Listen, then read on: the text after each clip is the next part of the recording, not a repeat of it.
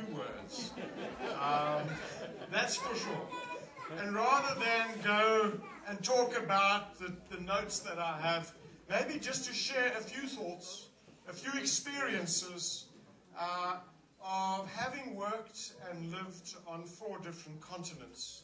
And perhaps what that has meant to me, working and living on continents which come through, and countries, some of which, having worked in here for a number of years, I've lived in Canada and the US, I've lived in East Asia, in Singapore and Hong Kong, and of course I've lived for a long period of my life in South Africa. And I think that's been a huge privilege, being able to live and to work in different environments with different cultures and different contexts has been hugely developmental for me and my family. But for us, what does diversity mean? And the theme of this evening is to do with unity in diversity. And trying to understand both of those concepts can mean so many different things to different people.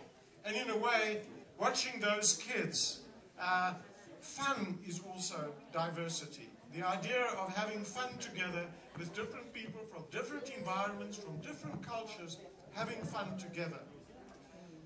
Diversity can be, and it has so many different meanings in different contexts. In some contexts, in some countries, diversity is about race. In other parts of the world, it's about culture. It can also be about gender issues. It can be about different nationalities, language, and age and religion. So it's a kind of concept which means different things to different people. And similarly, what does unity mean? Because unity could also be something negative, in that it could be conformity. It could be pressures to all think alike, like groupthink.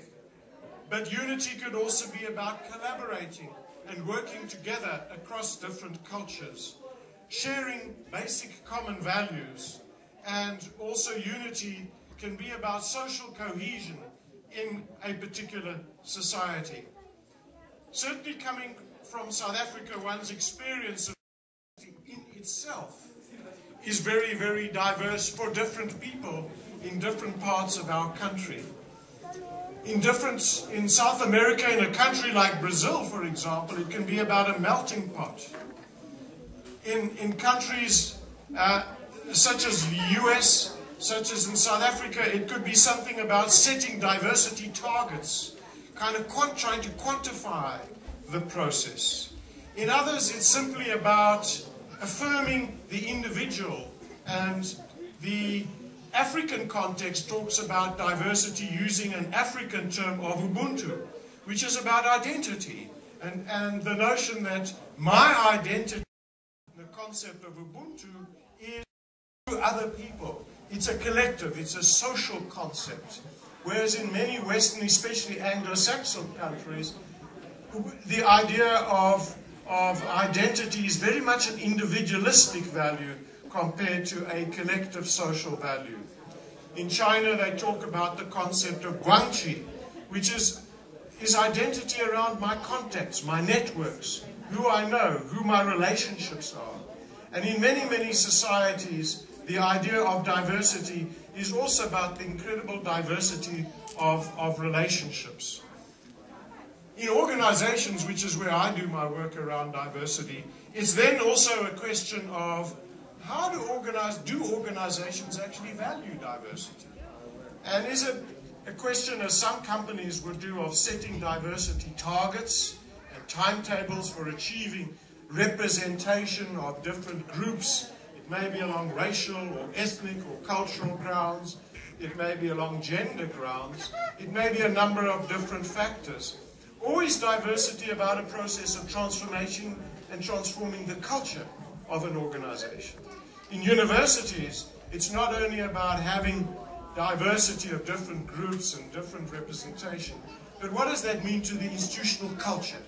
And certainly where I come from, the process of change is also not only looking at representation issues, and how many people are represented in different levels of organizations, but also about how do we actually transform the hearts and the minds and the values of people. And that's about a much more deeper and much more difficult challenge that we face.